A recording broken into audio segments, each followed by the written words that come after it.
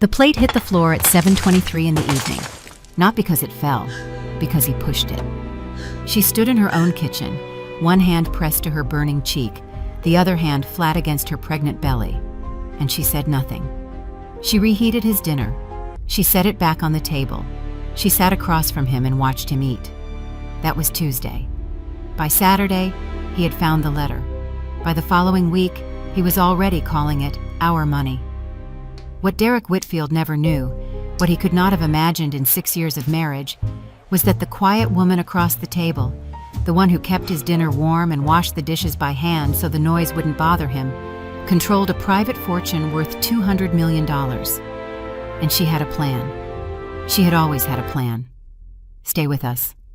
Because the moment he finds out the truth, you will want to see his face. Lesson statement.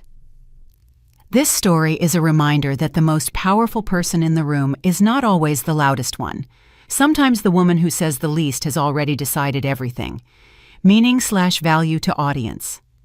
If you have ever made yourself smaller to keep the peace, if you have ever explained away something that hurt you, if you have ever known, deep down, that you deserved better and talked yourself out of believing it, this story is for you. Claire's journey is not just about money or revenge. It is about remembering who you were before you started shrinking. It is about the moment you stop surviving and start choosing.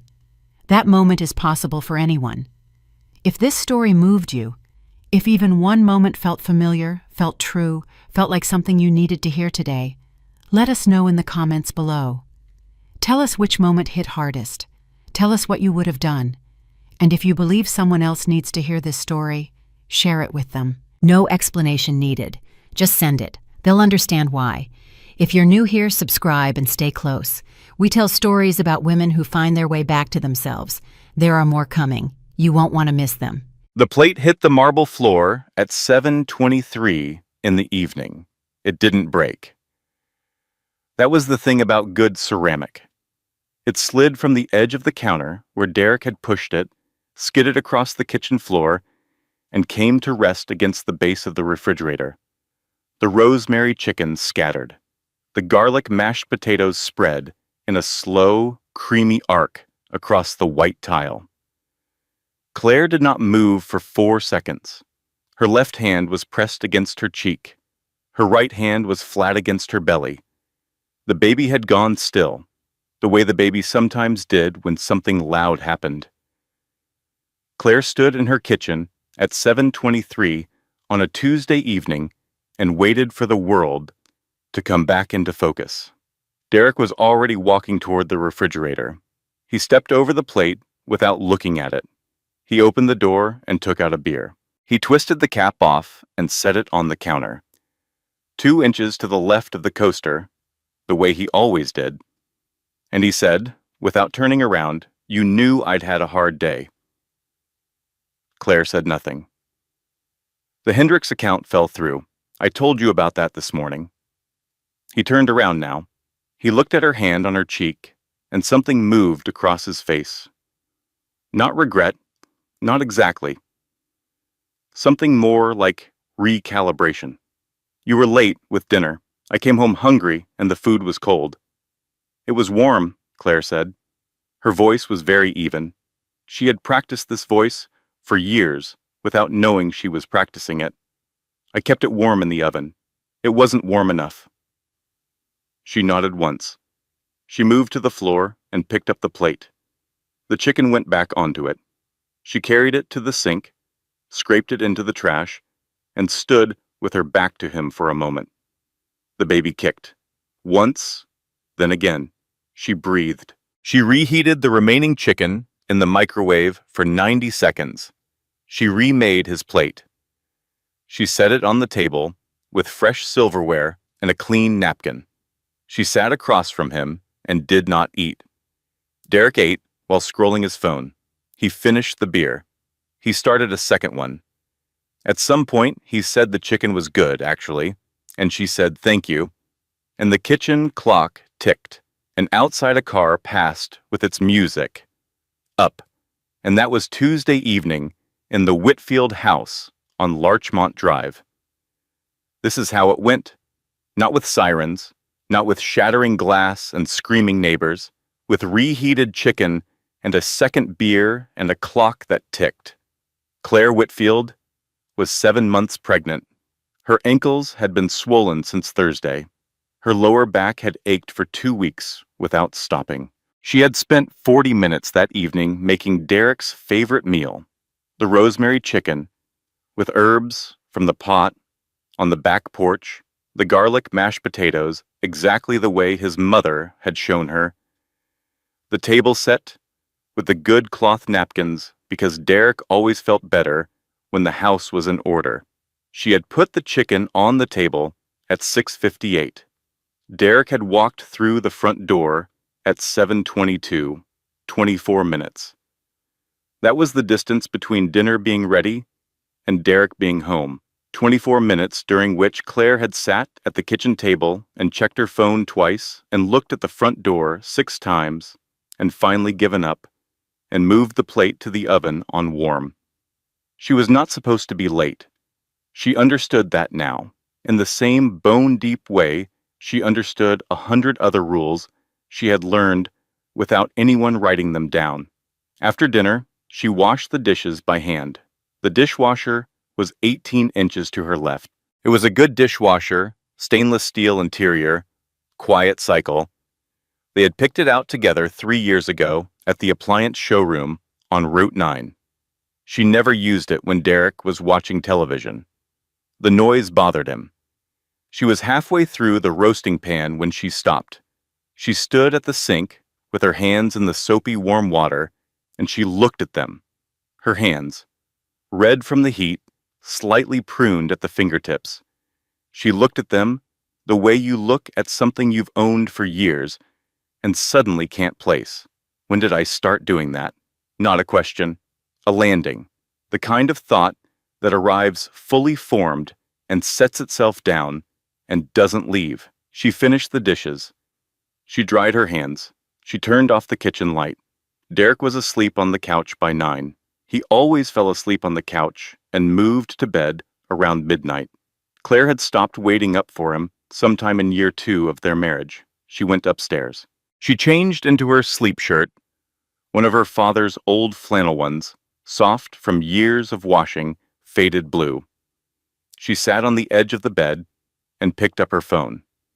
She scrolled without reading. She put the phone face down on the nightstand. She picked it up again. She opened the contacts, scrolled to a name, Warren Ashby. She pressed call. It rang twice. Warren always answered on the second ring, even at 9 in the evening, even when he was presumably doing something else, because that was Warren. He had answered on the second ring when she called to tell him her father was in the hospital. He had answered on the second ring when she called from the parking lot of the grocery store 6 months into her marriage and said nothing for 10 seconds before hanging up. "Claire," he said. "It happened again," she said. A pause. Not surprise. Warren Ashby had not been surprised by anything in 38 years of family law. "Are you and the baby all right?" "Yes, we're fine." Another pause. "Are you ready?" She looked at the bedroom door. She could hear the television downstairs. A sports recap. Derek's voice, low, talking to himself the way he did when a team he'd bet on was losing. She hung up without answering. She lay down. She put her hand on her belly. The baby shifted. A slow underwater roll that she felt from her hip to her ribs. She closed her eyes. "Not much longer, baby," she whispered. "Just breath, barely sound. I promise."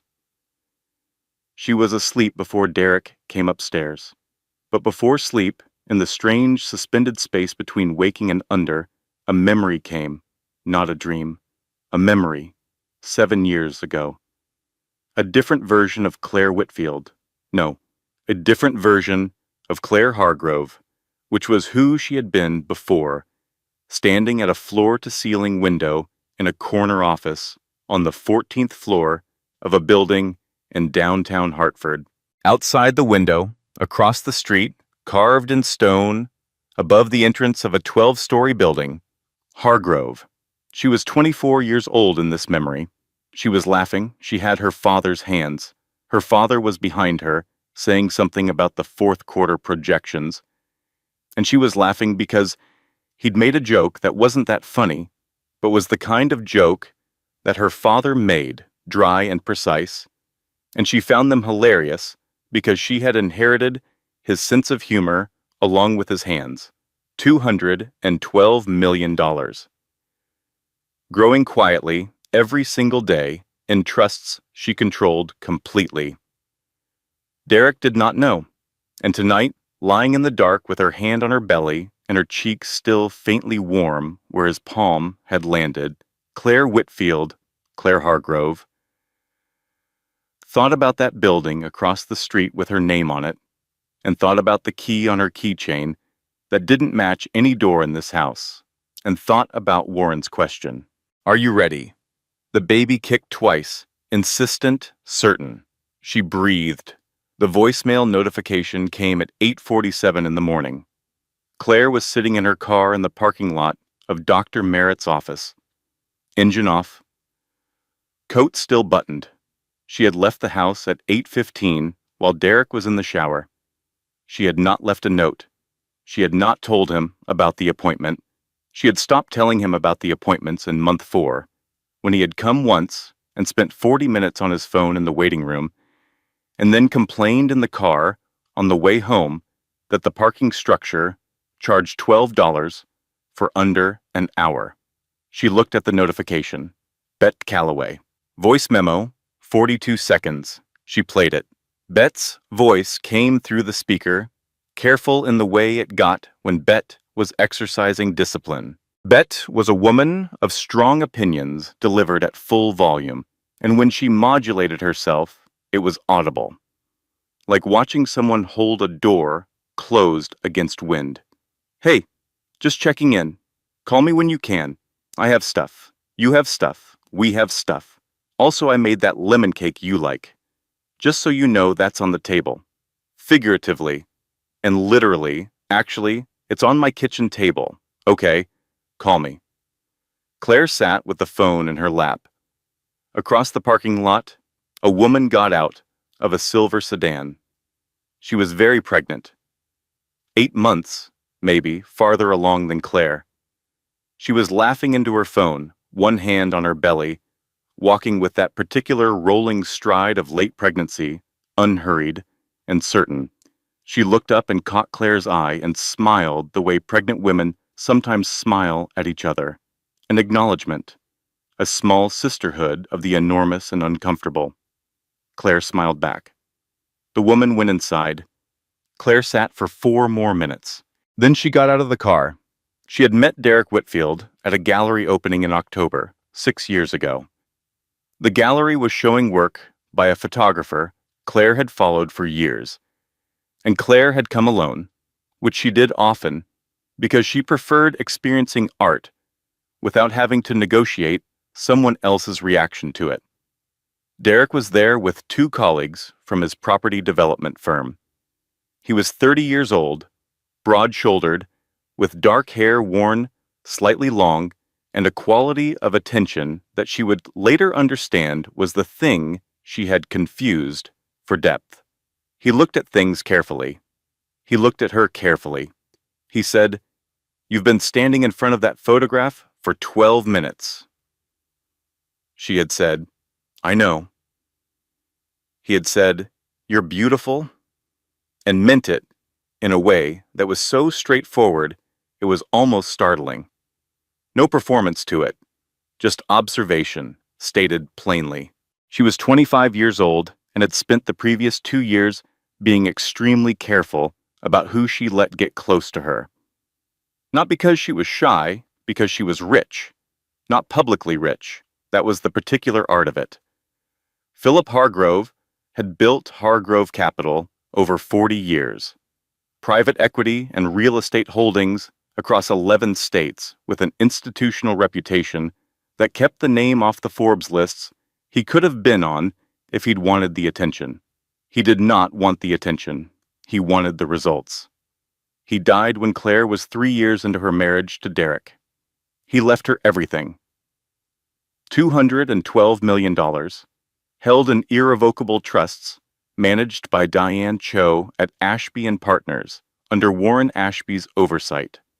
Every quarter, statements arrived at the P.O. box Claire had maintained since she was 22. Every year, decisions were made.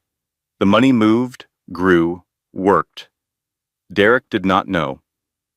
Derek knew there was family money. She had allowed him to assume the version wealthy people assume about other wealthy people when the evidence is subtle. A good name, quality things, a mother who wore real pearls without calling attention to them. Old money, the kind that had thinned. A nice background, not much substance left. She had driven a sensible car. She wore clothes that were excellent but not conspicuous.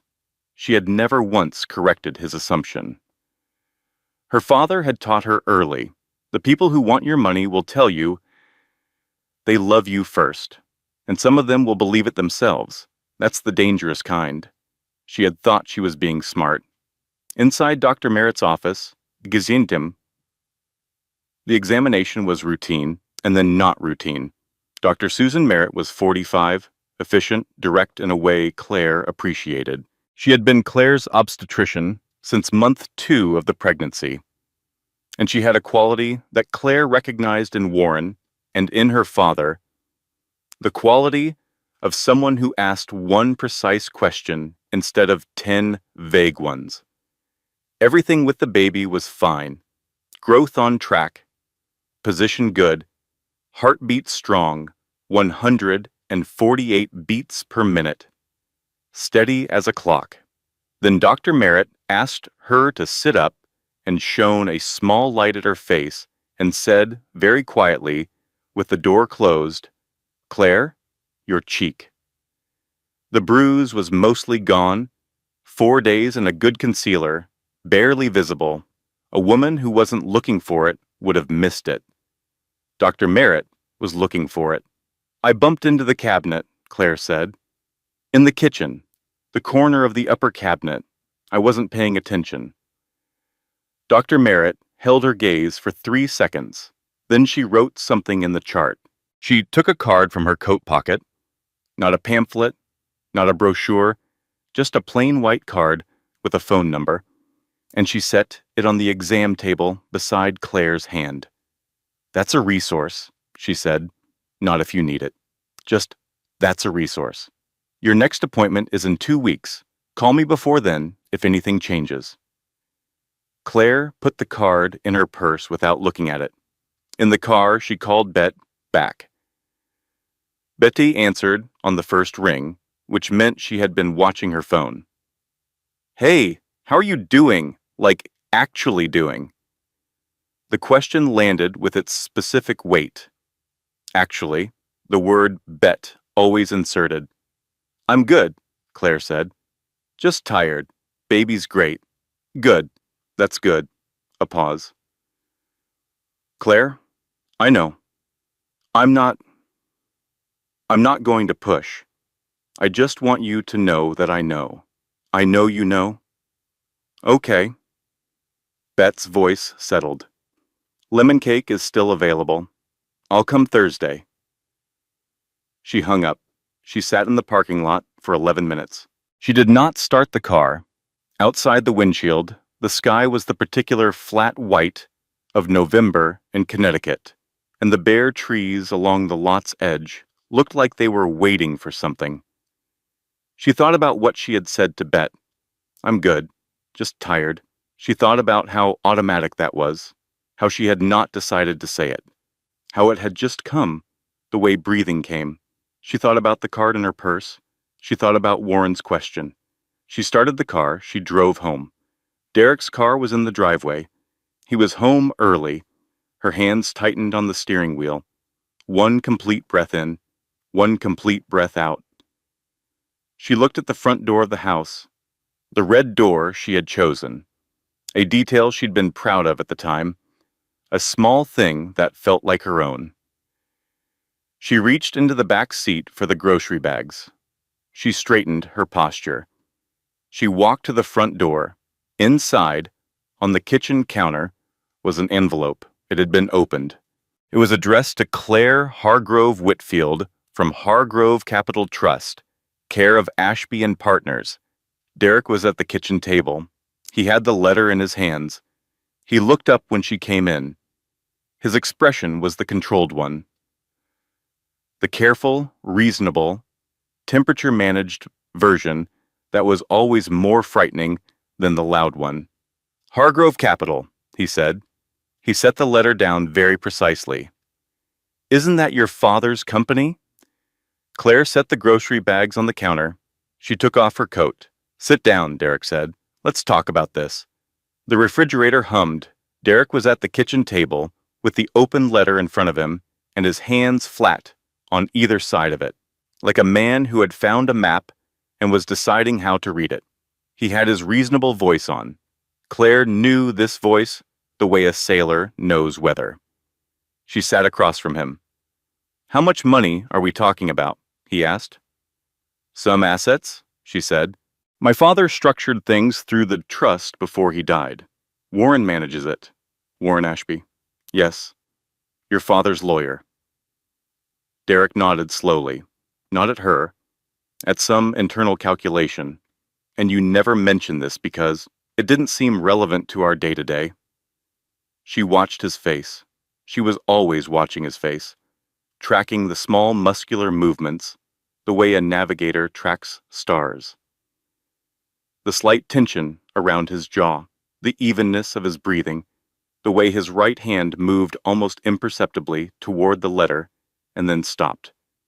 He was not angry yet. He was calculating. Angry Derek breaks things. Calculating Derek plans things. We've been married 6 years, Claire. He said her name like a period. 6 years. And you're telling me there's a trust. There are assets, your father's company, and this somehow never came up. You knew my family had money. I knew your family had a name. His voice stayed level. I didn't know about... He picked up the letter. Ongoing asset management and quarterly distribution reporting. He set it down. That's not family money. That's a business. It's an estate trust. Warren handles everything. He reached across the table. He covered her hand with his. He squeezed. Slightly. Precisely. Not hard enough to leave anything, just enough to be unmistakable. We're partners, he said, smiling. Partners don't keep things from each other. She looked at his hand on hers. There it is. Of course, she said. You're right. What followed was 40 minutes of the most precise performance of her marriage. Derek asked questions. He was good at this. The patient, reasonable accumulation of information that looked like conversation but was actually excavation. What trust? What assets? Who managed the day-to-day? What kind of real estate? Was the firm still operating, or was it being wound down? Claire answered carefully. She gave him shapes, without dimensions. Yes, there was a trust. Yes, Warren Ashby managed it. Yes, there were real estate holdings and some equity positions. Nothing major, honestly. Her father had been conservative. She had never really been involved, didn't know the specifics. Warren handled everything. She was sure it was fine. She watched him build a map in his head with insufficient coordinates. She watched him decide the map was incomplete. She watched him decide to get better coordinates. She understood, in the cold observational part of her mind, exactly what was happening. She also understood that she had been protecting herself from the wrong thing for 6 years. That night, while Derek watched his sports recap and she stood at the sink, the memories came, not in order, in the way memory actually works, in shards and flashes, arriving by association, each one landing with the particular ache of something you recognize only in retrospect. The second month of their marriage, Derek saying, "It makes sense for household expenses to run through my account. Easier. I make more. Cleaner." And her thinking, "That's reasonable. That is genuinely reasonable." And moving her contribution to a monthly transfer into his checking account like a tenant paying rent to live in her own life. Month 8. Her talking about going back to work. She had been consulting occasionally, kept it vague, never mentioned Hargrove Capital. And Derek saying, "Why would you want that stress? We don't need it. Focus on us. Focus on making a home." And her thinking, "He wants to take care of me. That's love. That's what love looks like." Year 2, the lease on Larchmont Drive. She had suggested they both sign. He had said it was cleaner, with just one name, legally. Less complicated if anything needed to change, standard practice in his industry. She had let him sign alone. She had let him sign alone. He was building a cage, and I kept helping him decorate it. She dried her hands on the kitchen towel. She folded it precisely. She turned off the kitchen light. Derek's voice from the living room. "What time is your appointment Thursday?" 10, she said. "Don't schedule anything for Thursday evening. Greta's flying in." The kitchen towel was still in her hands. She set it down very carefully on the counter. "Greta is coming this weekend?" "She called this afternoon. She wants to see the baby before it comes." He said it like it was reasonable, like it was a given, like Greta announcing a visit 2 days in advance was a normal thing that happened in normal families. She booked the flight already. Claire looked at the towel on the counter. At the corner of it that wasn't quite aligned, she straightened it. "Okay," she said. Upstairs, Derek asleep, she drew a bath. The bathroom was the one room in the house that was completely hers. She had chosen the tiles. Small white hexagons with a thin gray border.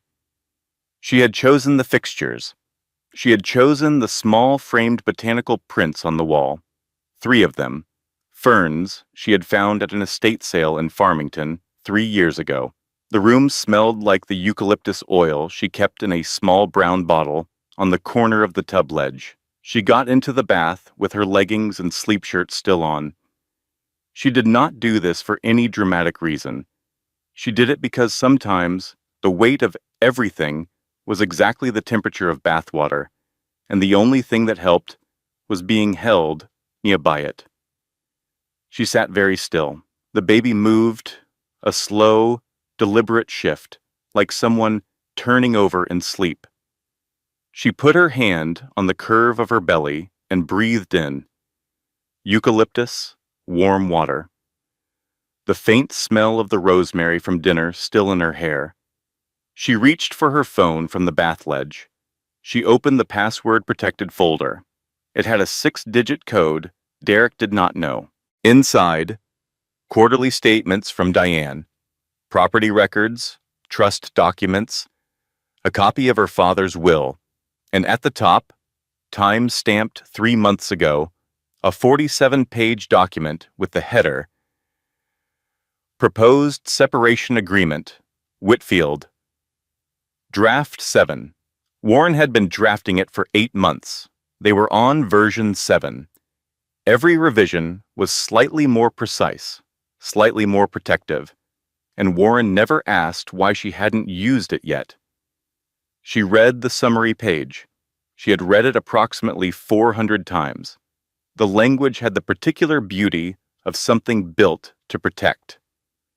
Specific, airtight, Philip Hargrove's fingerprints all over the architecture of it, even though he had been dead for 3 years when Warren wrote the first draft.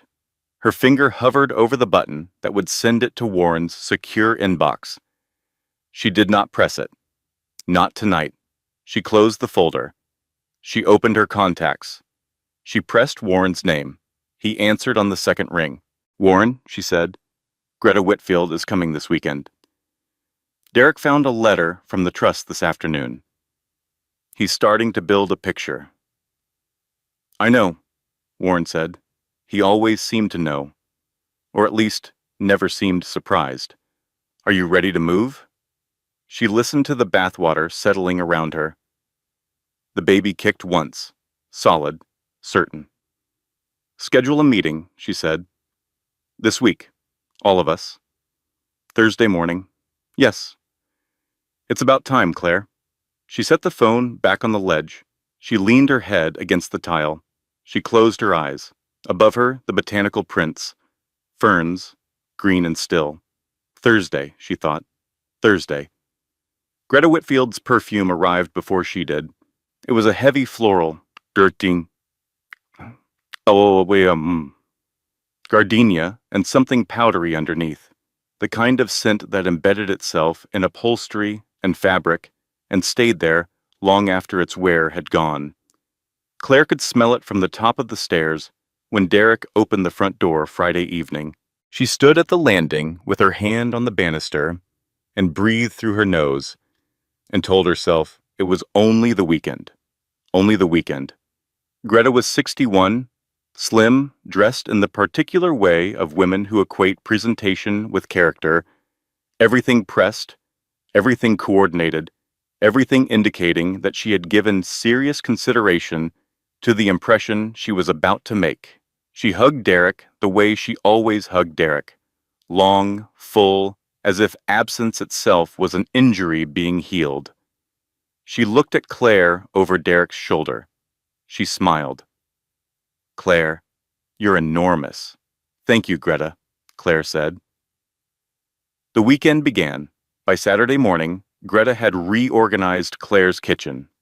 Not the whole kitchen, just the spice cabinet and the lower pantry shelf, and the arrangement of pots above the stove. She did this the way she did many things, without asking, while describing the improvements as obvious, in a voice that made any objection seem like a personality defect. Claire made coffee. She made enough for 3.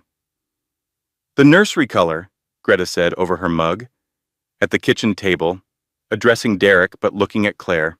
It's that green. What's it called? Sage, Claire said. Is sage safe for an infant? The paint is 0VOC. I saw something about certain shades affecting sleep. I can send you the study I read, Claire said. It didn't find any correlation. Greta looked at her, a look that said, I am being patient with you.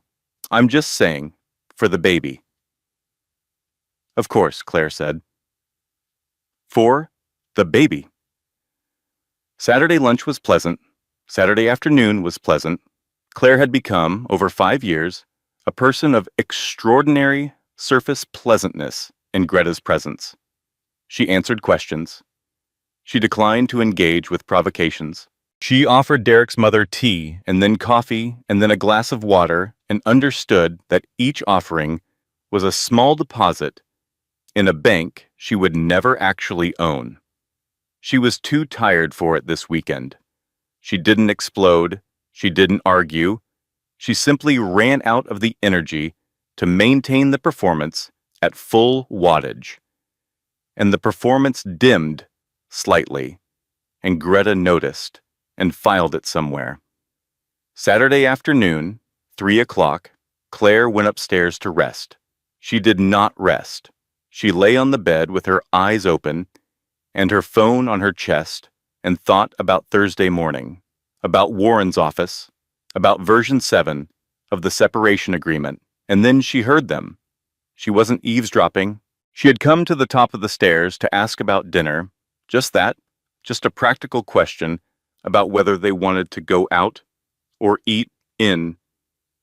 And she heard Derek's voice from the living room below, and then Greta's voice answering, and the particular tone of both of them told her to stop. Derek, she should have told me. Before the wedding, after the wedding, at some point in 6 years of marriage, she should have told me. It changes things. Greta, what things? Everything. If there's real money there, and I think there is, I think it's significant, then everything needs to be looked at differently. Our arrangements, the house, what we're building together. A pause.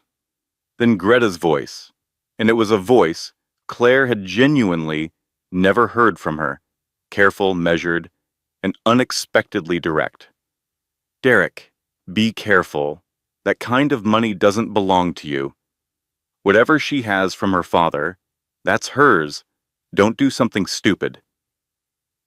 Silence. I'm just saying we should have transparency.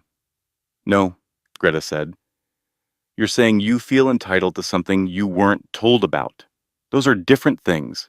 And I'm telling you, as someone who has watched men make this mistake, be careful. Claire stood at the top of the stairs with her hand over her mouth. Greta Whitfield just defended me. She went back to the bedroom. She lay down. She stared at the ceiling. She filed it. Greta was not an ally.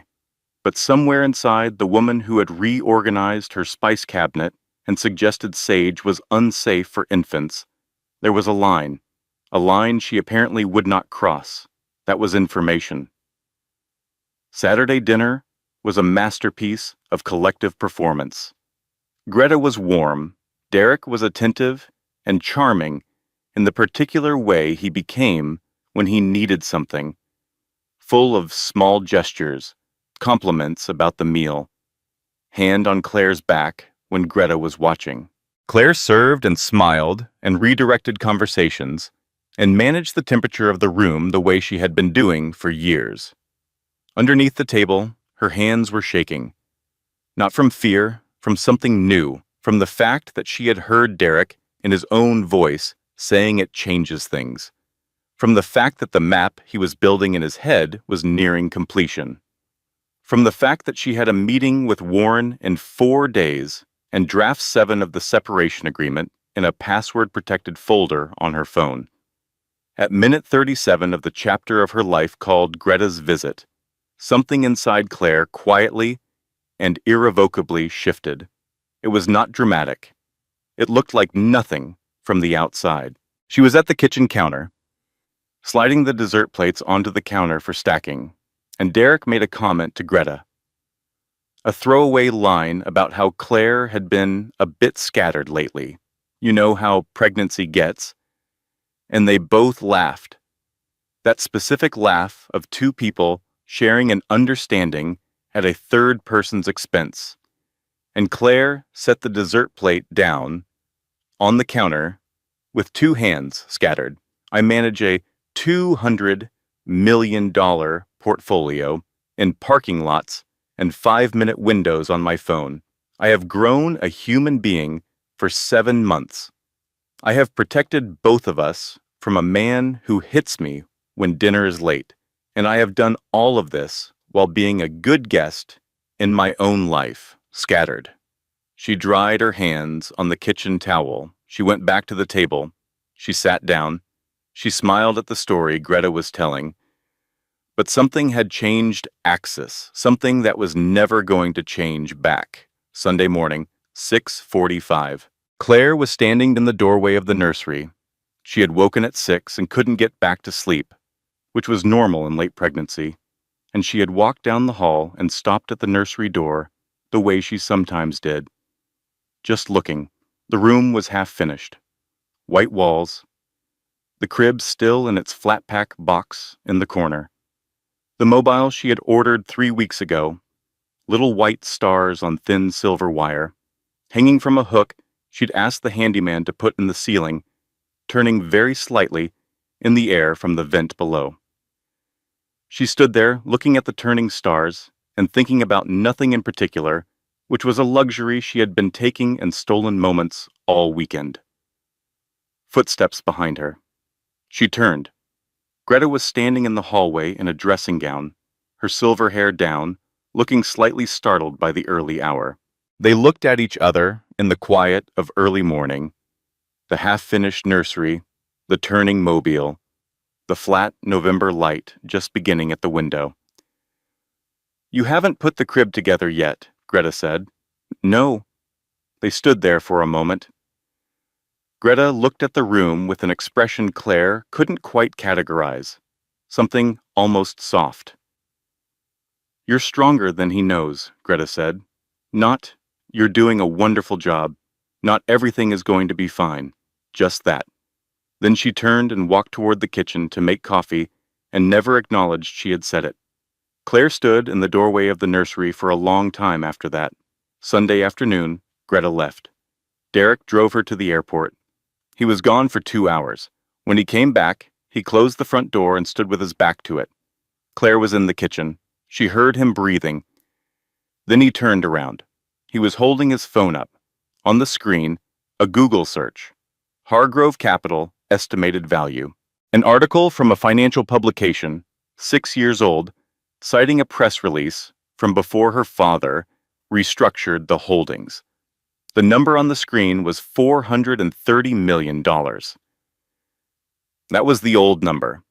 Before restructuring, before the assets were moved into the trust structure, before Philip Hargrove, with Warren Ashby's assistance, Abumbasta, had deliberately made the public number smaller and the real number larger and the whole arrangement invisible. But Derek didn't know that. He was looking at $430 million and looking at his wife. "Want to try this conversation again?" he said. The Doppler monitor beeped with steady, unhurried rhythm. 146 beats per minute. 147. 146 again.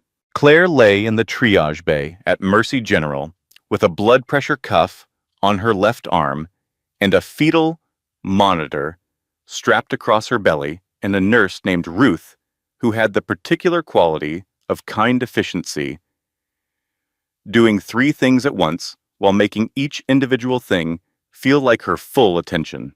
"Little elevated," Ruth said, reading the blood pressure display. 138/91. "We'll monitor for an hour and see if it comes down." "It will," Claire said. "Stress can cause this," Ruth said. She was adjusting the Doppler lead, not looking at Claire. "Is there anything at home we should know about?" Claire looked at the ceiling. The ceiling tiles had a pattern. She counted the small square perforations. 12 across, 14 down. "I'm fine," she said. "Just overwhelmed. Pregnancy things." Ruth nodded once, wrote something down, and went to get Dr. Merritt. The conversation with Derek on Sunday evening had not gone well. She would not narrate the whole of it, even to herself. Some things compressed in memory to their essential shape, which was the shape of what they cost. What it had cost, Sunday evening, was the pretense. She had sat across the kitchen table from her husband, holding his phone, with the $430 million number on the screen, and she had thought, "This is the last time I perform this." And something in her face must have shifted, because Derek's expression shifted in response. Not to the calculation, but to something underneath it. Something like the beginning of a question he hadn't thought to ask before. He had grabbed her wrist when she stood up from the table. Just a grab, not a strike. His hand around her wrist and pressure applied to keep her seated. "We're not done talking." And she had looked at his hand on her wrist and thought, with complete clarity, done. She had driven herself to the hospital. She had done this without deciding to. She had gotten in her car and driven, and ended up in the Mercy General parking lot, because the car knew where safe was, even when she hadn't said the word yet. She had called Bet on the way. She had not meant to. She had pressed Bet's name without entirely meaning to, and Bet had answered on the first ring, and Claire had said, "I'm at Mercy General. I'm fine. The baby is fine." And Bet had said, "Parking structure or street level?" Because that was Bet. Not what happened. Not, "Are you sure you're fine?" Just, "Where do I go?" Bet was in the waiting room when Ruth came back to say visitors were allowed. She came into the triage bay carrying 2 coffees.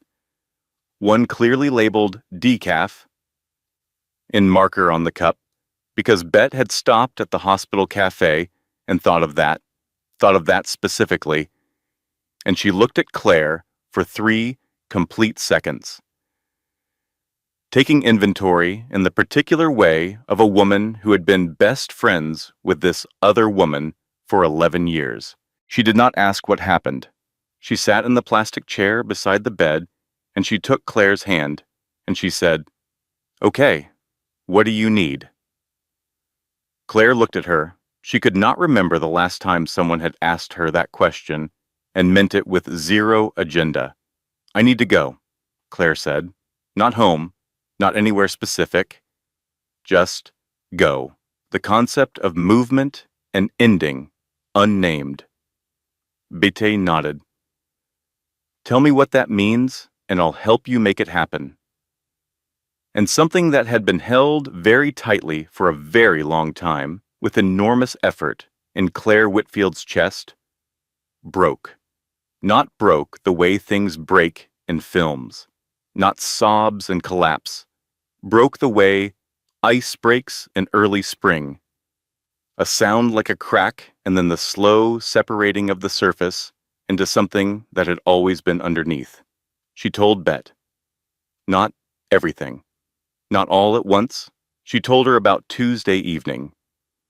The plate on the floor, the reheated chicken, the hand on her cheek. She told her about the ache in her back that had been there for 2 weeks, and how at some point she had stopped noticing, whether it was from pregnancy or from the way she flinched whenever Derek came home.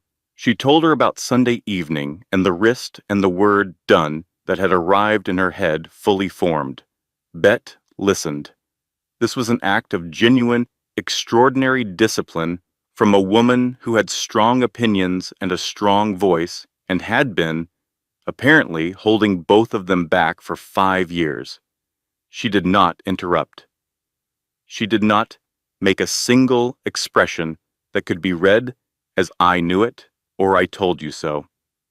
She just held Claire's hand and listened. "I'm scared," Claire said, the words arriving with the force of something finally named. "I'm scared, and I'm 8 months pregnant, and I've been planning to leave for 8 months, but I keep finding reasons to wait, and now he knows about the money.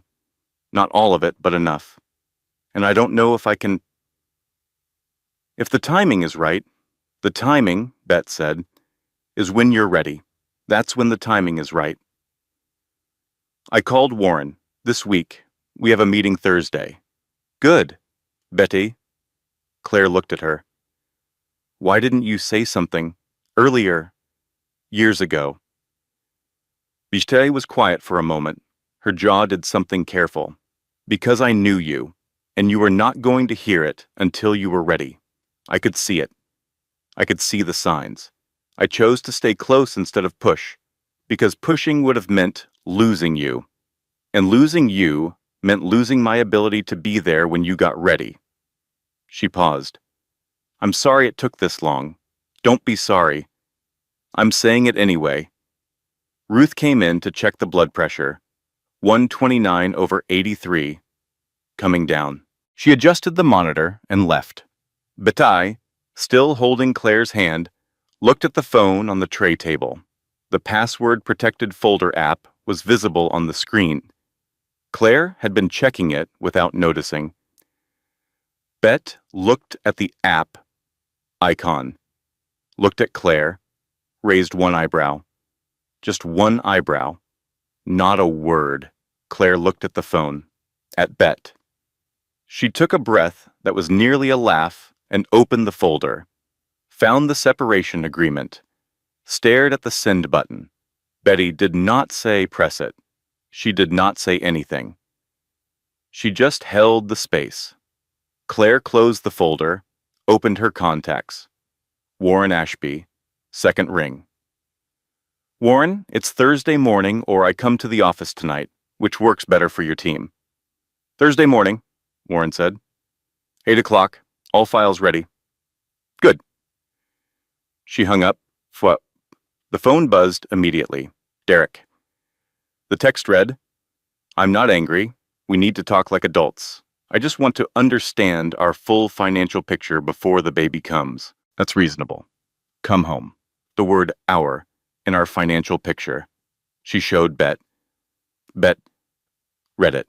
Bet's jaw did the thing where it tightened, and she breathed through her nose very deliberately and said, pleasantly, Our, Claire agreed. Then Warren texted, a scanned document, image attached. She opened it. Her father's prenuptial agreement, drafted at Philip Hargrove's specific written instruction, before the wedding, reviewed by 3 separate attorneys, signed by both parties. She had signed it at 26 in a conference room, tired, trusting Warren, not reading carefully enough to understand its full scope. She was reading it now. Warren had highlighted one section in yellow. She read the summary. In the event of dissolution, all assets originating from Hargrove Capital Trust remain sole property of Claire Eleanor Hargrove Whitfield, regardless of marriage duration, length of cohabitation, or domestic contribution. Her father's handwritten note in the margin, scanned from the original. Make sure she can always leave. Make sure she always has somewhere to go. She stared at her father's handwriting. His particular slant, the P with its oversized loop, the way he wrote, always with a small emphasis, as if the word needed protecting. I have had the protection this entire time. I just forgot I was allowed to use it. The elevator doors opened on the 14th floor at 7:59 Thursday morning. Warren Ashby's office occupied the northeast corner, which meant it had morning light. Real morning light, direct and gold, and Claire stood in the elevator doorway for a moment when the doors opened and felt it on her face. She had driven here from Bet's apartment, where she had spent the night on the guest bed with 6 pillows, and she had stopped at a coffee place on Asylum Avenue and gotten a decaf and drunk half of it in the car, and she had worn her good coat. The charcoal one, cashmere, the one her mother had given her for her 30th birthday, and she had done her hair the way she liked it, not the way that caused the least comment. She looked like herself. She had forgotten, briefly, what that felt like. Warren was at his office door when she stepped out of the elevator. 64, silver-haired, slight in the way of men who had always been lean, wearing a suit that was excellent without drawing attention to itself. He looked at her when she came down the corridor, looked at her face, specifically, and she saw him register the coat, the hair, the way she was walking. He said nothing about any of it. He stood back to let her into the office. "Sit down, Claire," he said. "Let's get you out of this." The office smelled like coffee and old books, and the particular neutrality of a room that had held 1,000 difficult conversations without absorbing the difficulty of any of them. Floor-to-ceiling shelves, a partner's desk with 2 clear surfaces, 3 chairs arranged at an angle that suggested consultation rather than confrontation. Diane was already there. Diane Chen, 42, who ran the day-to-day management of the Hargrove portfolio with a precision that her father had trusted completely. Claire had not seen Diane in person in 4 months. Diane stood, extending her hand, and said, "You look well." "I look like a person who slept at her friend's apartment," Claire said. "But thank you." They sat. The meeting was 2 hours. Not all of it belonged in this telling.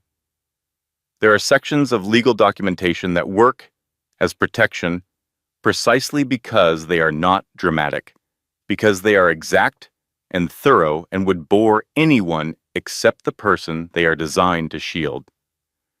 What mattered was this. The prenuptial agreement was iron.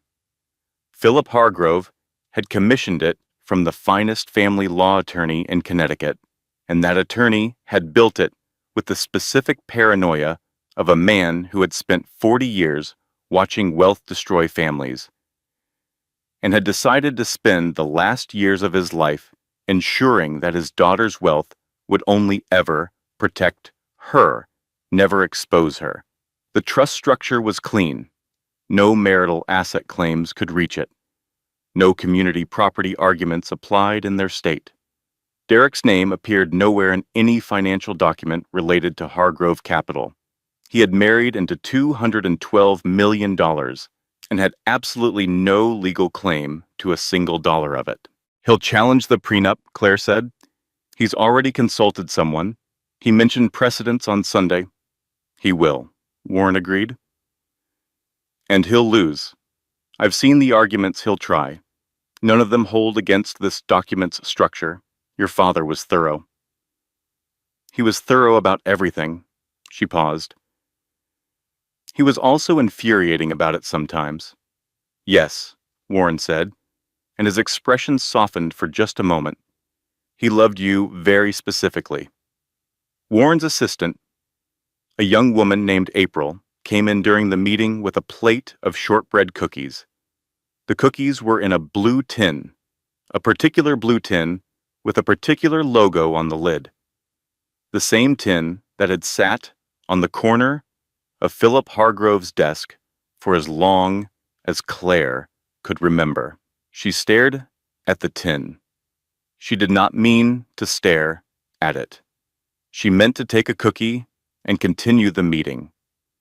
She started crying, not sobbing, not anything requiring tissue provision as an emergency measure, the quiet kind, the kind where your eyes fill and you blink and the tears go down your face and you sit there and let it happen because stopping it would take more energy than you have. Warren said nothing.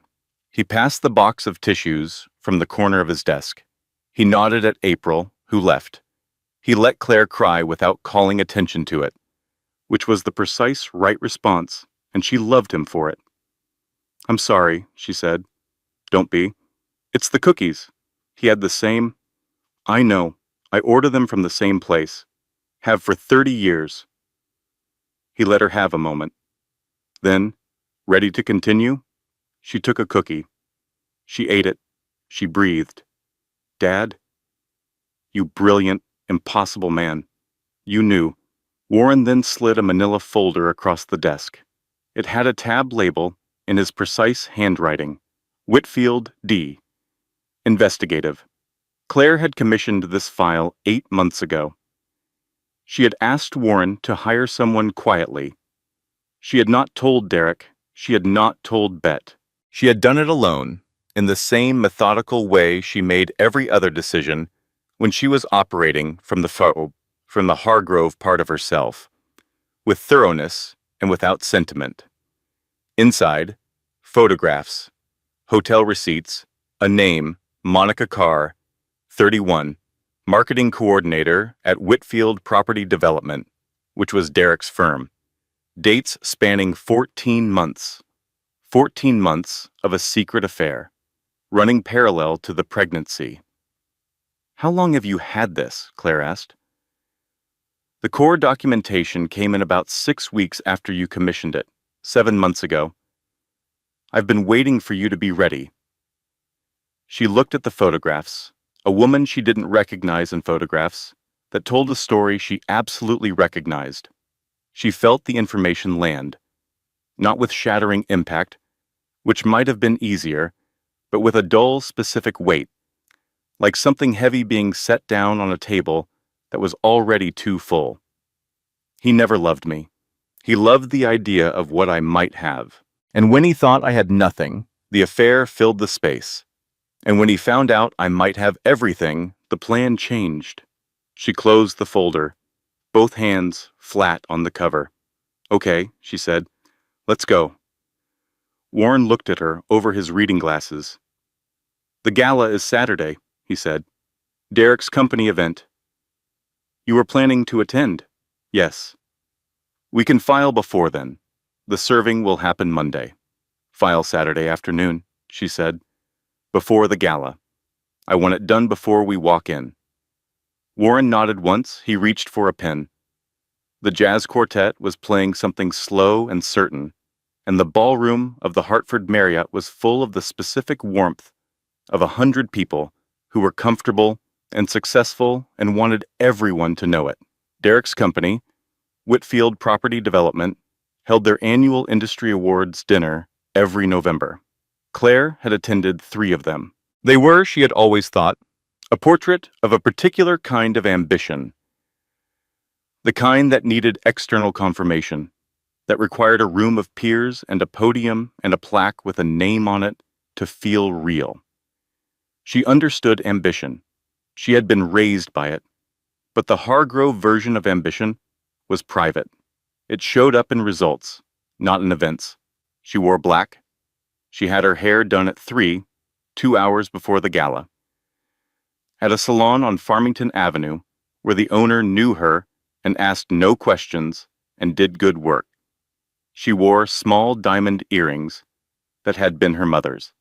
She wore the good coat over a dress that fit her at 7.5 months pregnant, like a dress that was designed for this. Draped well, structured right, chosen in October when she was already planning ahead. She looked like Claire Hargrove tonight, not Derek Whitfield's quiet pregnant wife, not the woman who washed dishes by hand to avoid bothering him, not the woman who reheated chicken and said thank you and put the card from the doctor in her purse without looking at it. She looked like the 14th floor. She looked like the building with her name on it. Derek was relieved she had come. She could read that relief in the way his posture shifted when she arrived at the hotel entrance. Something releasing, something recalibrating. He had been managing her carefully since Sunday evening, since the wrist. The careful version of Derek, present, attentive, touching the small of her back, complimenting her appearance in front of his colleagues.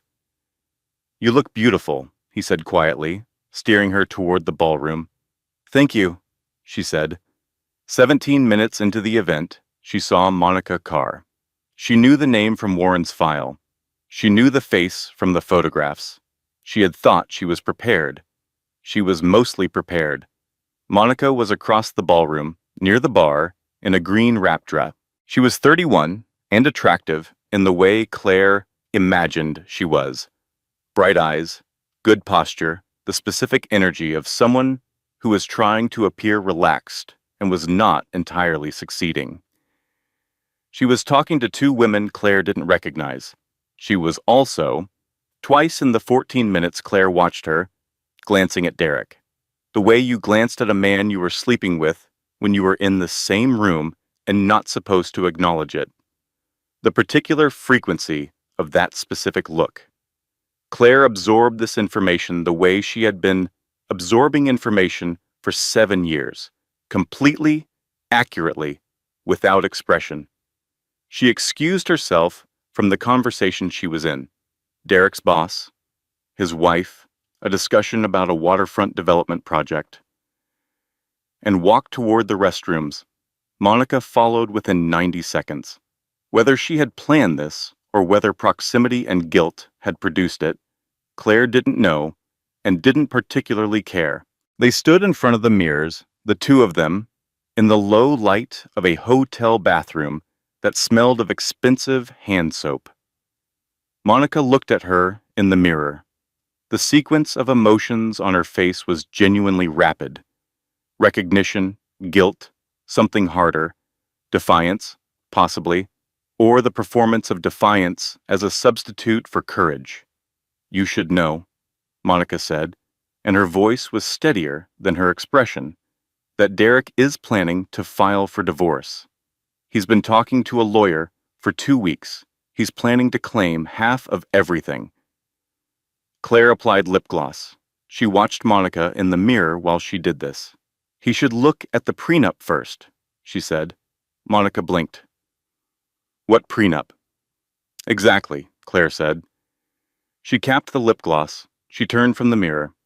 "Have a good evening." She walked back into the ballroom. Derek intercepted her near the dessert station, which was appropriate somehow. Derek always appeared near food, near the table, near the domestic spaces.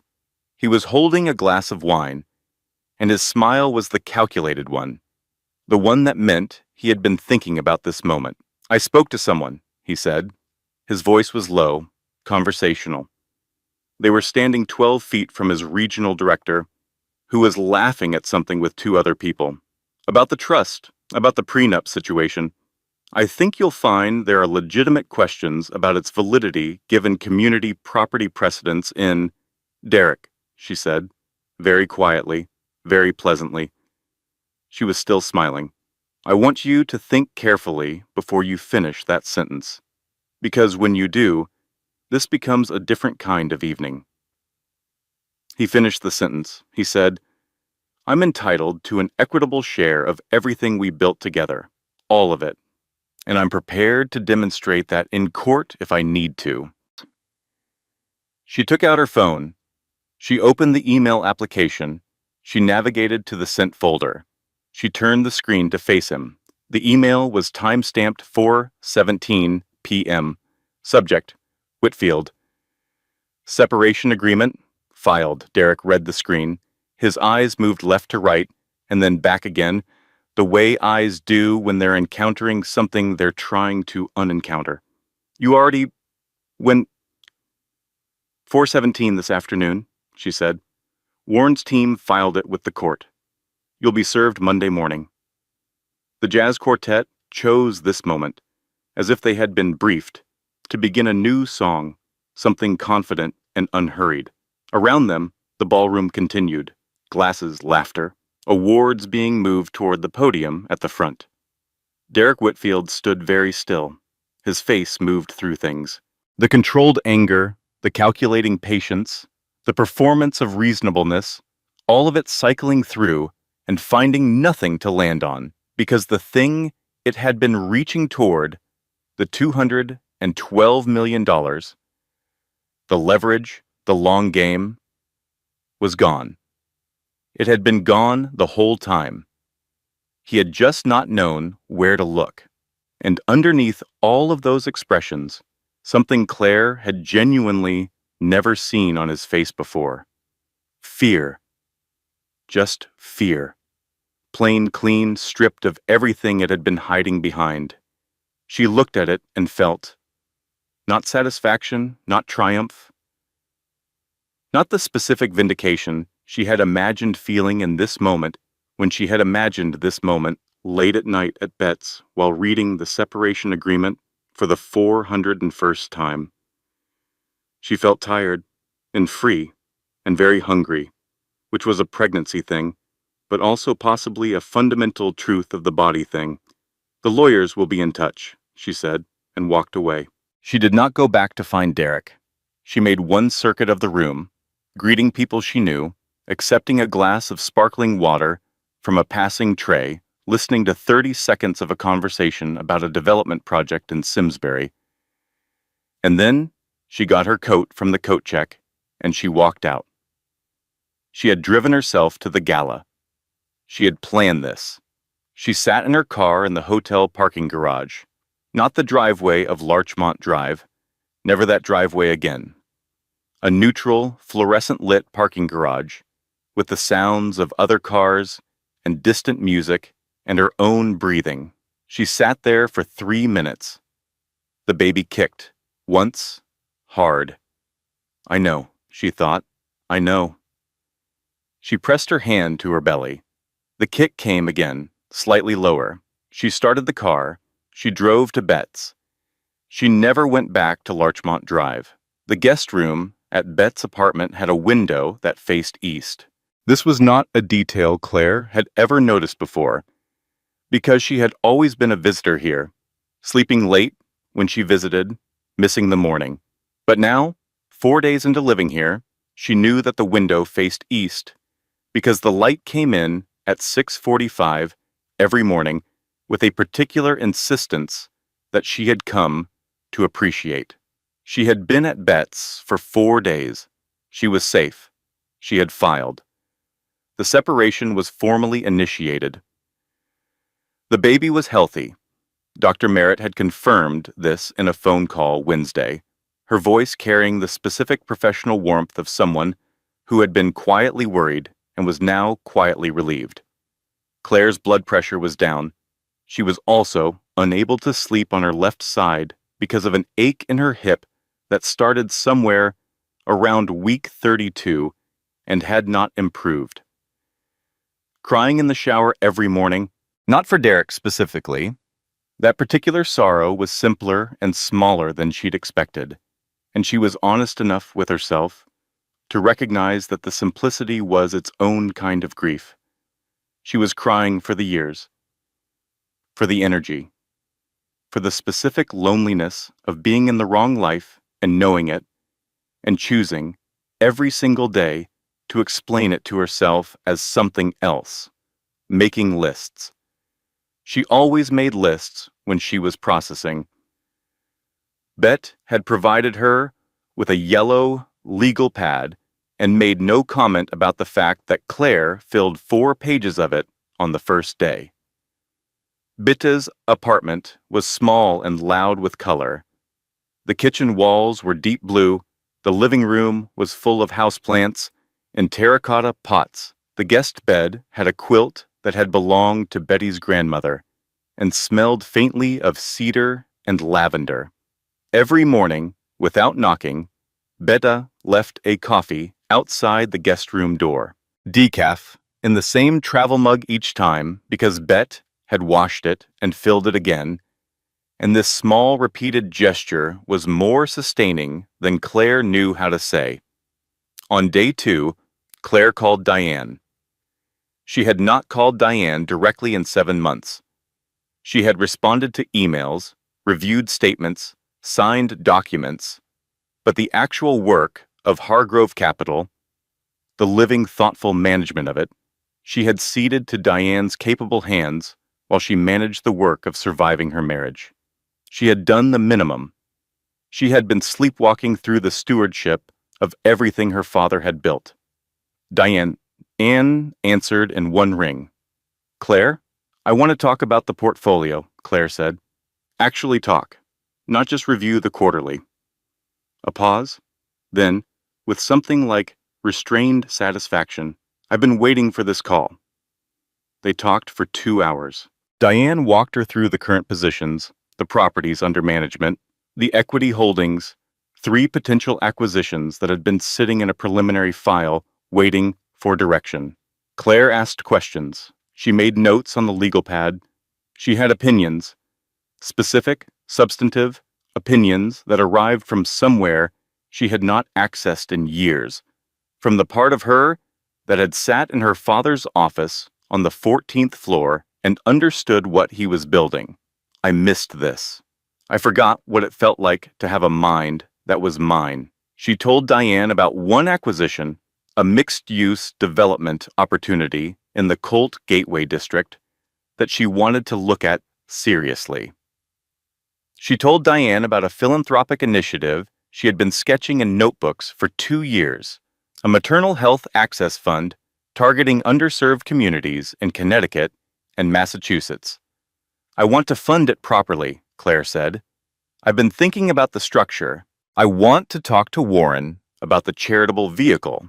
I'll set up the call, Diane said. Derek texted daily. She did not respond. Everything went through Warren now. This was protocol. Warren had explained it the way he explained everything, clearly, without drama, as a simple logistical fact. Derek's lawyer had formally appeared. He was challenging the prenup on 3 grounds: inadequate financial disclosure at the time of signing, duress, and community property contributions. Warren had responded to each argument with documents that dismantled them. On Wednesday, a call came from an unknown number. She almost didn't answer.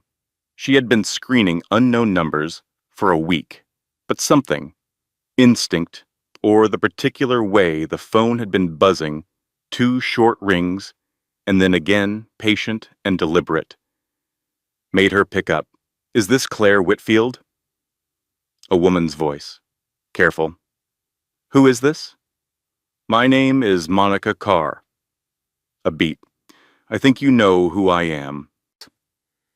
Claire sat very still. Outside Bet's living room window, a pigeon settled on the windowsill and regarded her briefly. I know who you are. Derek is using me, Monica said. I didn't know. I knew he was married, but I thought. She stopped. Started again. He told me the marriage was over, that you were just staying together for the baby. He said a lot of things, and now that his lawyer knows the prenup is solid, Derek told his lawyer that there was an improper workplace relationship, and that I'm part of the reason his professional reputation is being damaged. He's using me to create a different narrative. He threw you under the bus, Claire said. Yes. A flat, clear word. And you're calling me because... Because I have information. Monica's voice steadied. He talked about your money from the beginning. He knew you had family money. Not the real number, but he knew there was something there from the first year of your marriage. He talked about it. He said... She paused. He said it was a long game. The words landed in Claire's chest like stones dropped into water. Long game. I'm going to send you some screenshots, Monica said. Text messages between Derek and a friend of his from about 3 years ago. I had them because he used my phone once when his battery died. I kept them. I don't know why I kept them, but I kept them. The text chain arrived 90 seconds later. She read it. Derek to Todd Prentice. 3 years ago, 2 months after the wedding. She's got more than she's letting on. Family money, real money, I can feel it. She hides it, but it's there. Long game, man. Long game, Todd. Bro, just be careful, Derek. Careful is how you lose.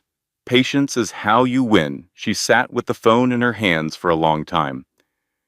Betty came in from the kitchen, looked at her face, and sat down on the couch beside her without asking. Claire showed her the screen. Betty read it. Her jaw tightened. She breathed through her nose. She put her arm around Claire's shoulders, which required some geometric negotiation given the pregnancy, and she sat there. He decided, Claire said quietly, from the beginning. It was a decision. Yes. He looked at me and decided. Yes. Bet's arm tightened slightly, and you looked at him and decided to love someone. Those are not equivalent decisions. Don't make them equivalent. Claire sat with that. The baby moved, a slow, rolling shift. She put her hand on her belly. I called Diane, she said. Good. We talked about the portfolio, and I want to start a foundation, maternal health. Bet looked at her. Something that was almost a smile. Yeah? Yeah. Tell me about it. And in the small, bright living room of Betta's apartment, with the houseplants in their terracotta pots and the October light going gold outside the window, Claire Hargrove told her best friend about the foundation she was going to build, the one she had been sketching in notebooks for 2 years, the one that had been waiting, the one that had her father's kind of patience in it and her own kind of fire. The mediation suite on the 6th floor of Warren's building smelled like floor cleaner, and the particular neutrality of rooms designed for difficult conversations. Not a courtroom. Warren had always preferred mediation, controlled, private, outcomes determined by document rather than performance. Derek's attorney, a man named Graves, who had the aggressive bearing of someone who knew his position was weak and was compensating with volume, had agreed to mediation as a precondition to any litigation. This was, Warren had explained to Claire on the phone the night before, because Derek's lawyer was smart enough to have read the prenup and understood that going to trial would be expensive and would result in exactly the same outcome. Claire arrived at 8:50 with Warren. She wore a gray suit, bought 3 weeks ago, tailored for late pregnancy, the kind of thing her mother would have approved of. She carried a single folder. She had slept 7 hours the night before, which was the best sleep she had gotten in 2 months. She felt absolutely clear. Derek was already at the table when they came in. He was wearing the charcoal suit she had given him for his 35th birthday. She recognized it by the particular way the pocket square was folded. a habit of his she had never managed to correct. He looked like he had not slept well. He had a small cut on his chin from shaving, which meant his hands had been unsteady this morning. He looked up when she entered. She met his eyes. She held them for 2 seconds. Then she sat down. The session ran 3 hours. Graves presented the challenges to the prenup: inadequate disclosure, duress, community property contributions, and Warren disassembled each one with the quiet efficiency of someone for whom this was not a contest, but an accounting. He produced documentation for every counter. He produced correspondence. He produced, when Graves introduced the community property argument, a precise mathematical analysis of what Derek had actually contributed to the household against what Claire's management fees had generated in the same period. The numbers were not close. Claire spoke twice. The first time was procedural, confirming her intent to proceed with the separation under the prenuptial agreement's terms, her desire for an equitable joint custody framework for the child or children, and her lack of interest in any claims against Derek's personal assets. The second time was when Graves suggested, obliquely, that the timing of the separation filing, 2 hours before the gala, indicated a deliberate effort to humiliate Derek professionally and could speak to Claire's good faith. She looked at Derek, not at Graves, at Derek. "I filed at 4:17 in the afternoon," she said, "because I wanted it done before our child was born. I wanted the legal framework established before I brought a baby into the world, so that the baby's situation would be clear from the beginning. I chose the Saturday before the gala because it was the earliest Warren's team could process the filing that week. Everything after 4:17 that evening was your choice and your timing, not mine." Derek looked at his hands.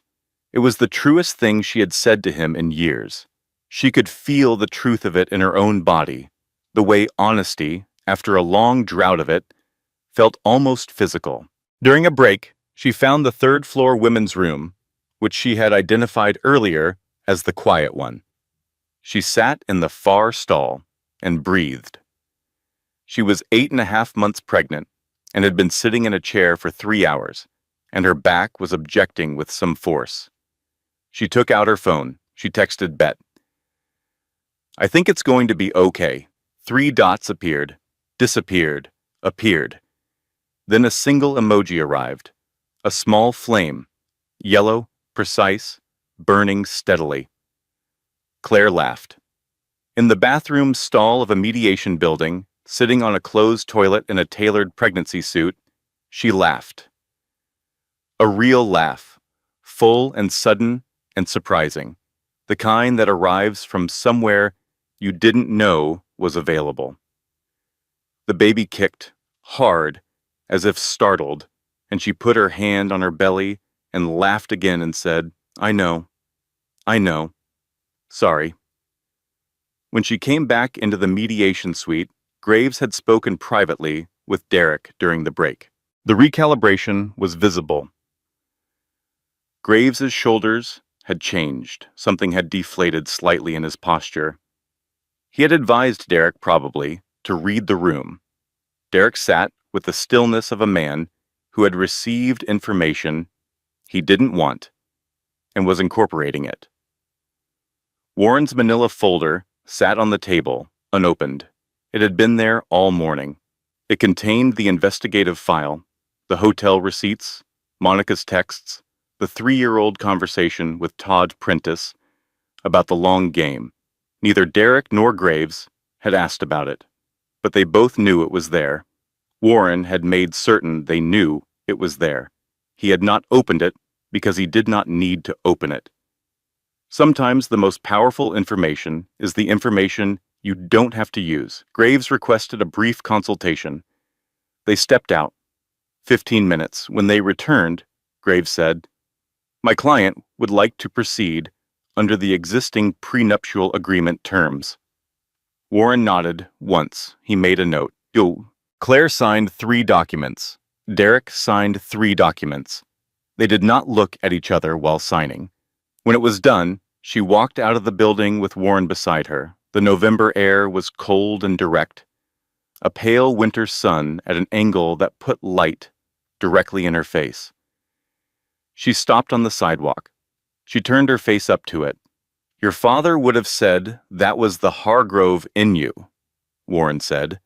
She breathed the cold air in. He would have been insufferably pleased about being right. He was always insufferably pleased about being right. It was one of his better qualities. She smiled. Her phone rang. Dr. Merritt. "Claire?" Her doctor's voice had a specific quality. Careful, warm, slightly elevated. "How are you feeling right now? Are you sitting down? I'm standing outside a building. I just finished mediation. I'd like you to sit down." She sat on the building's front steps. Warren sat beside her, which she noted without asking him to. "Your last set of tests," Dr. Merritt said. "All of the results are excellent. You and the baby are completely healthy. I want you to know that first." "Okay. And secondly, I want you to know this because it changes your planning." A pause. "You're having twins, Claire. 2 heartbeats. We've been tracking them separately for the past 2 appointments. There was some positioning that made it difficult to confirm earlier. But today's imaging is unambiguous. A boy and a girl. Both healthy, both exactly where they should be." Claire sat on the cold stone steps of a building in Hartford, Connecticut, 8.5 months pregnant, on the day she had concluded the legal process of ending her marriage. She looked at Warren. Warren was looking at her with an expression she couldn't immediately read. "Warren," she said. "Yes?" His voice was careful. "I'm having twins." Warren was silent for a moment. Then quietly, with the particular dignity of a man who had known her father for 40 years, Philip would have been beside himself. She pressed the phone back to her ear. "Dr. Merritt, are they okay? Both of them?" "Both of them are excellent, Claire. You're going to need to rest more, and we'll schedule more frequent monitoring. But both babies are healthy and strong." A pause. "Congratulations." She held the phone in her hands after hanging up. The winter sun on her face, Warren beside her, 2 heartbeats, a boy and a girl. She took one very large breath, and then another. Then she started laughing again. The same sudden, genuine kind, the kind that had arrived in the bathroom stall. And this time it kept going, and after a moment, Warren joined her, and they sat on the cold steps of a mediation building in Hartford and laughed until the people walking by started looking at them. Eleanor arrived first at 4:22 in the morning with the particular announcement of someone who had been waiting and was done with it. James came 6 minutes later, in his own time, at his own pace, which Claire later understood was simply his personality beginning. Eleanor Rose Hargrove Whitfield, 4 pounds, 14 ounces. James Philip Hargrove Whitfield, 5 pounds, 2 ounces, both healthy. Both exactly where they should be. The James was for her father. She didn't explain this to anyone who asked. The Philip was the explanation. Betty was in the waiting room during the delivery. She had arrived at the hospital 11 minutes after Claire called her, which meant she had been dressed and in her car and possibly already driving, which Claire chose not to question. When Dr. Merritt came out to say that both mother and babies were well, Bet sat down in the plastic chair, put her face in her hands, and stayed there for approximately 45 seconds. Then she stood up, straightened her jacket, and said, "Okay, let's go see them." Nora Hargrove arrived from Boston the following morning. She came by train, which she preferred, with a rolling bag that contained specific things. 2 sets of organic cotton infant clothes she had washed and pressed herself, 3 containers of soup she had made and frozen, a framed photograph of Philip holding a very small baby Claire, that had sat on Nora's nightstand for 31 years, and a small wrapped box that turned out to contain 2 identical gold bracelets, one for each baby, both engraved on the inside with the word Hargrove. She looked at Eleanor and James for a long time, without speaking. Then she said, with the precision of someone who had been saving the exact sentence for the right moment, "Your father would have adored them." Claire, in the hospital bed, holding both babies in the arrangement Dr. Merritt's nurse had shown her, nodded once. Her mother sat in the chair beside her and put her hand over Claire's hand, and they were quiet together for a while, which was the Hargrove way of saying the most important things. Betty moved into the new apartment for 3 weeks. The new apartment was on the 8th floor of a building on Asylum Hill, a corner unit with 2 exposures and more light than any room had a right to in November. Claire had chosen it specifically for the light. She had signed the lease 6 days after the mediation, 4 weeks before the babies arrived, because she had discovered that the act of choosing her own space, with no negotiation, no management of someone else's reaction to her preferences, was one of the most clarifying things she had done in years. The walls were white. She had not yet decided what to put on them. She had bought furniture she actually liked, not furniture that caused the least friction. The nursery had a sage green wall. 1 sage green wall, 3 white ones, because she had read the study and she liked the color. Betty occupied the 2nd bedroom with a cheerful efficiency that involved setting up a coffee station by 7 each morning and holding whichever baby seemed most alert while Claire slept. She was caught doing this twice. Standing at the living room window at 5 a.m., Eleanor in her arms, speaking quietly to her about various topics, including a recent work situation and a documentary she had watched, and her strongly held opinions about certain mutual friends. Both times, Betty declined to be embarrassed. "She's a good listener," she said. "Better than some people I know." Derek came for the first supervised visit when the twins were 11 days old. He had accepted the custody framework that Warren had proposed. Supervised visits for the first 6 months, then a graduated schedule as the children grew. Claire's attorney was present. The visit was 45 minutes. He held James for most of it. He sat in the armchair in the living room with James on his chest, and he was quiet in a way Claire had rarely seen from him. Not the controlled quiet, not the calculating quiet, but something simpler and more human. When he stood to leave, he handed James back to the night nurse Claire had hired for the first months. He put on his coat. He looked at Claire, not at the babies, and said, "I know I was wrong." Just that. No elaboration, no request for response or absolution. Just a statement, offered flatly, like something being returned to its rightful owner. Claire nodded once. "I'll see you at the next visit." He left. She closed the door.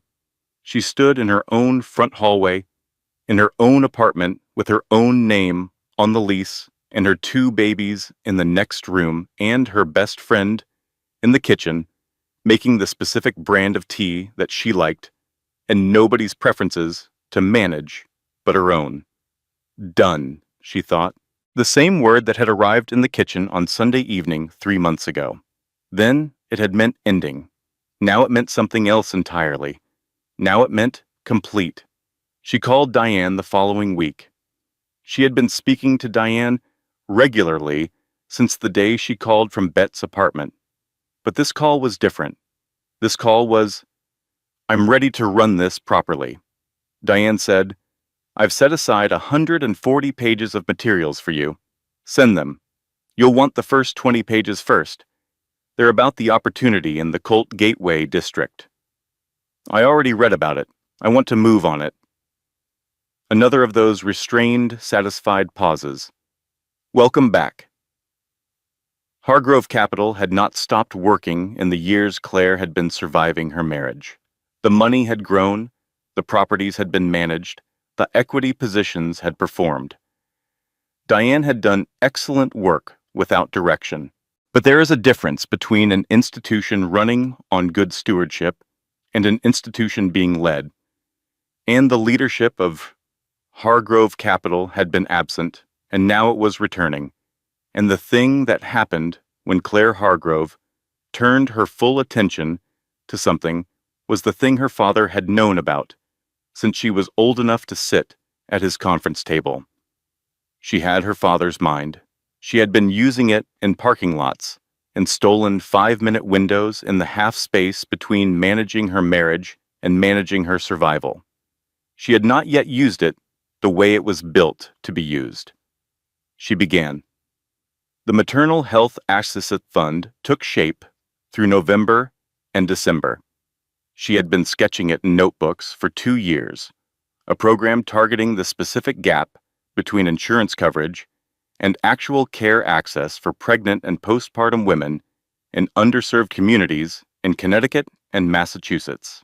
She had data, she had research, she had the particular fury that came from being 8 months pregnant in a hospital triage bay, explaining to a nurse that yes, she was fine, she was just overwhelmed, when the truth was that she had a bruise on her face and a husband who had not once in 7 months asked how she was feeling.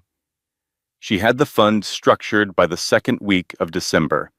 Warren helped with the charitable vehicle. Diane helped with the initial funding.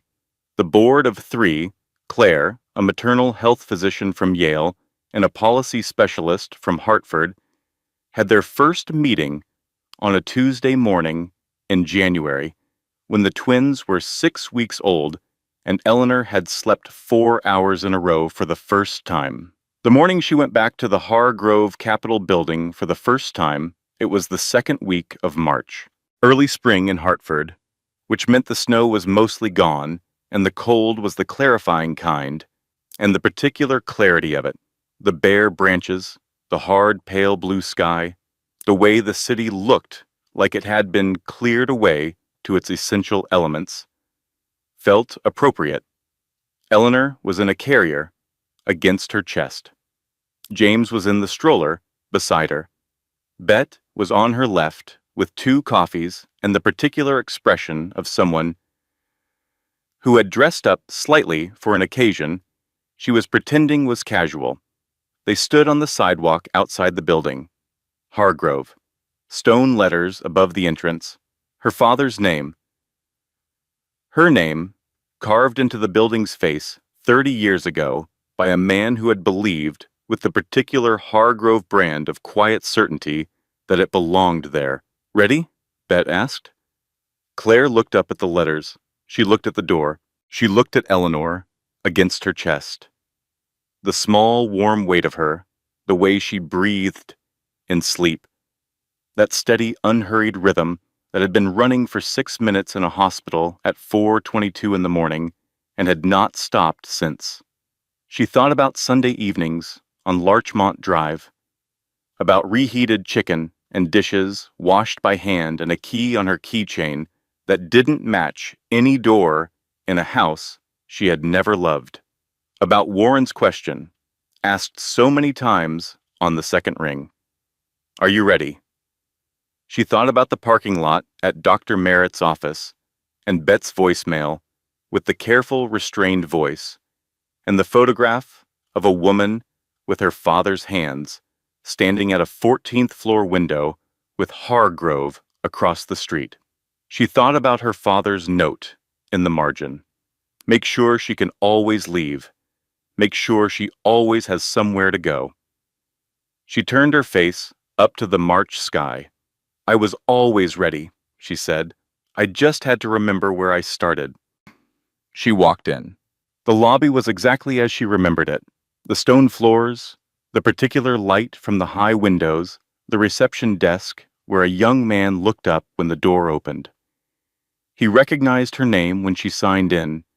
She could see it, the small recognition, the slight adjustment of his expression, and he said, Welcome, Ms. Hargrove Whitfield. Mr. Ashby's assistant called ahead. They're expecting you on 14. 14th floor. She walked to the elevator. Bet folded the stroller. Eleanor slept against her chest. In the elevator, going up, Claire Hargrove looked at herself in the mirrored doors. She looked at the woman looking back, 31 years old, slightly tired in the way of new mothers. Her hair done the way she liked it. Her good coat, her father's earrings, 2 babies, one in the carrier and one in the stroller, Bede was managing. A full calendar, beginning tomorrow. The Colt Gateway acquisition on the docket. The Maternal Health Fund's first grant cycle opening in April. The floor counter climbed. 7, 8, 9. She thought about the women she had been before this year. The careful one. The one who washed dishes by hand to avoid the noise. The one who had $212 million in a password-protected folder and lived like a woman who was afraid to take up space. She had not stopped being that woman all at once. She had stopped being that woman 1 degree at a time.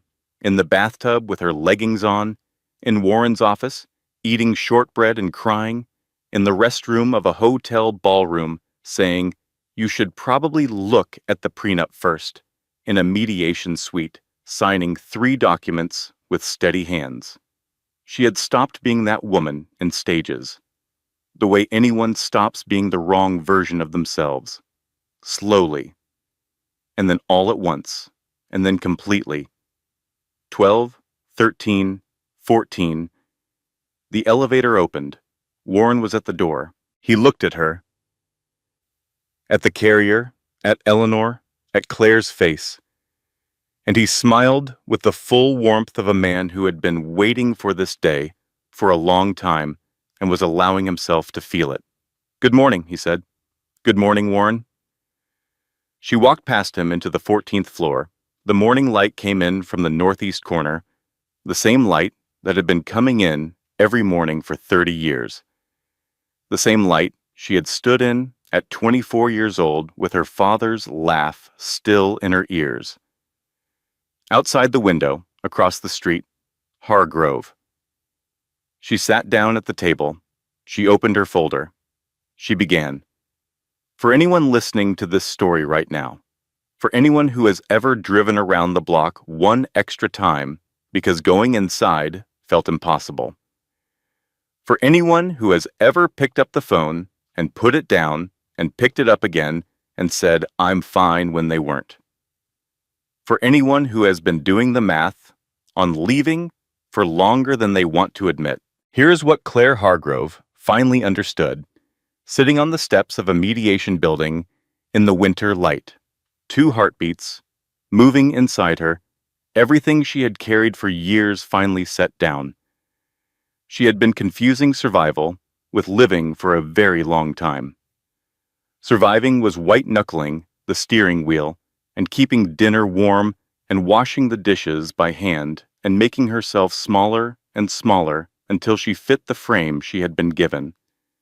It was competence without joy. It was safety without life. Living was choosing where you drove. The prison door had been unlocked the whole time. Her father had unlocked it before she even walked in. She had been her own warden, not because she was weak, but because she had been so occupied with protecting everyone from the truth that she had forgotten she was allowed to protect herself with it. The hardest moment was not the gala. It was not the mediation. It was not any of the confrontations or revelations or the morning she drove to the hospital because she had nowhere else to go. The hardest moment was the one in the kitchen with the dishes, looking at her own hands in the warm water and thinking, when did I start doing that? Because that was the moment she stopped pretending she didn't know. Everything after that was just logistics. Starting over feels impossible until you do it, and then one morning you are standing on a sidewalk in early March with a baby against your chest and your father's name above a door and your best friend beside you with 2 coffees, and someone asks if you're ready, and you realize the answer has been yes for longer than you knew. You were always ready. You just had to remember where you started.